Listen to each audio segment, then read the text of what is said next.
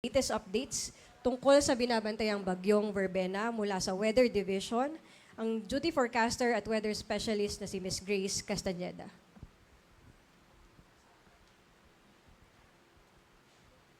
Maraming salamat po Ms. LG and magandang umaga po sa ating lahat. Narito ang update ukol sa minomonitor natin na si Bagyong Verbena. Patuloy pa rin po nitong binabaybay yung karagatan patungo dito sa area ng Caraga Region. Huli pong namataan yung sentro nito sa layong 205 kilometers east-southeast ng Surigao City, Surigao del Norte. Taglay pa rin ito yung lakas ng hangin na 45 kilometers per hour malapit sa sentro at pagbugso na umaabot sa 55 kilometers per hour. Pakanluran po yung pagkilos nito sa bilis na 15 kilometers per hour and may kita natin dito sa ating satellite animation na bagamat yung sentro nito ay nandito pa sa karagatan, yung rain bands po nito ay nakakaapekto na sa malaking bahagi ng Visayas, maging sa areas din ng Mindanao at sa may southern portion ng Southern Luzon. So expect po natin ngayon maging bukas makakaranas po tayo ng mga malalakas na pagulan na dala ni Bagyong Verbena and meron din po mga bugso ng mga malalakas na hangin lalong-lalo na dun sa areas malapit sa center track nito. And bukod din po dito kay Bagyong Verbena, itong shear line na nakakaapekto sa may silangan ng Luzon ay magdudulot din po ng significant or mga malalakas na pagulan, mostly sa malaking bahagi or sa eastern section din ng northern at central Luzon. So malaking bahagi po ng ating bansa yung pinag-iingat natin dahil po lalong-lalo na sa mga pag-ulan na dulot ng shear line at ng Bagyong Verbena.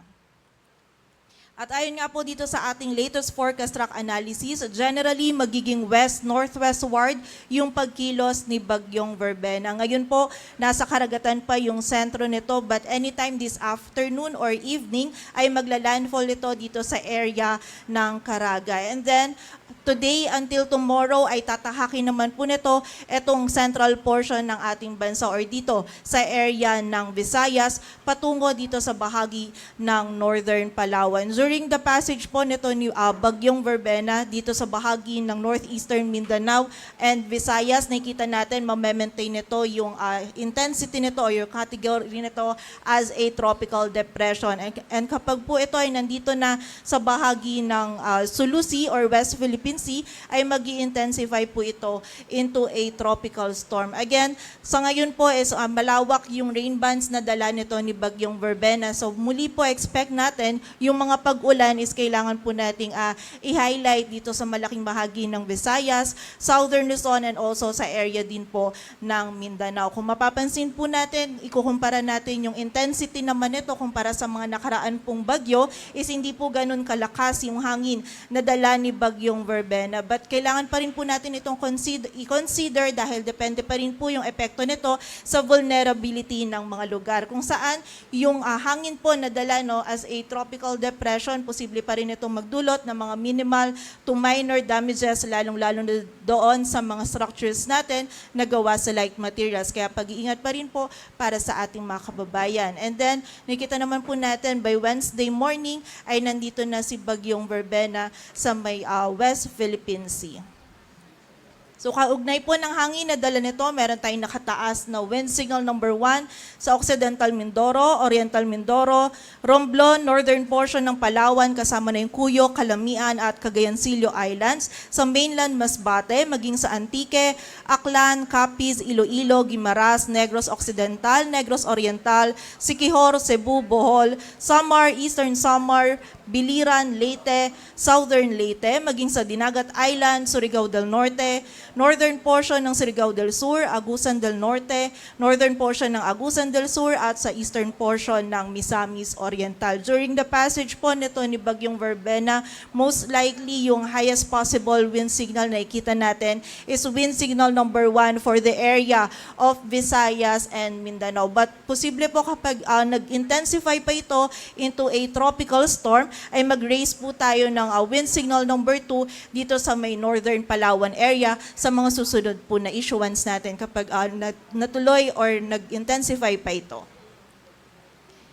And bukod po dito, makakaranas din ng mga bugso ng mga malalakas na hangin, yung bahagi po ng Luzon, Visayas, Surigao del Sur, Misamis Oriental, Misamis Occidental, at Zamboanga del Norte. And magpapatuloy po yung bugso ng mga malalakas na hangin nito hanggang bukas and by Wednesday. So bukod po dun sa mga areas natin under wind signals, due to amihan yung areas din po ng Luzon, makakaranas din po sila ng mga bugso ng mga malalakas na hangin. And sa kasalukuyan naman po, ito yung as of 11 a.m. natin na nakataas ng mga heavy rainfall warnings na inisyu ng ating mga PRSD. So sa ngayon po, meron na tayong nakataas na red warning for the area of Eastern Samar, Samar, Biliran, Leyte, and Southern Leyte. Samantalang may orange warning naman po for Dinagat Islands, ilang areas ng Surigao del Sur, Cebu, Bohol, maging yung ilang bahagi din po ng Iloilo. And yung bahagi din po ng Negros Provinces, Siquijor, ilang bahagi ng Agusan del Norte and Agusan del Sur, maging ito ding ilang bahagi pa ng Capiz at Iloilo ay meron na din po tayo nakataas na yellow warning. Ito pong warnings na to ay ito yung sa kasalukuyan na nararanasan ng ating mga kababayan and nag-update po yung ating mga regional offices every 3 hours ukol po sa mga warning na ito. Para naman po sa mga pagulan, ito naman yung ating heavy rainfall outlook. Ito yung 24-hour duration na posible po nating maranasan na dala po ng mga pag-ulan. So today to tomorrow noon, posible po yung 100 to 200 millimeters of rainfall na dala ni Bagyong Verbena dito sa bahagi ng Eastern Visayas, maging sa Albay, Sorsogon, Masbate, maging sa Cebu, Bohol, Negros Occidental, sa Capiz, Iloilo, maging sa bahagi din ng Dinagat Islands, Surigao del Norte, dito din sa area ng Agusan, dito rin sa area ng Surigao del Sur. Samantala, for the rest of Visayas naman, maging dito din sa bahagi ng Camarines Norte, Camarines Sur, Catanduanes, dito sa bahagi ng Romblon, Occidental Mindoro, Palawan, maging sa Misamis Occidental, Misamis Oriental, Agusan del Norte, Agusan del Sur, Lanao del Norte at Bukidnon, posible naman po yung 50 to 100 millimeters of rainfall. Dulot ito ni Bagyong Verbena. So may kita po natin ngayon hanggang bukas, malaking areas na po o yung buong bahagi na ng Visayas, yung northern part ng Mindanao and yung bahagi din ng southern Luzon, yung makakaranas po ng mga malalakas na pag-ulan. And bukod din po dito, ang shear line magdudulot din ng mga pag-ulan sa Cagayan, Isabela, Aurora, Quezon, maging sa area din ng Marinduque at Oriental Mindoro.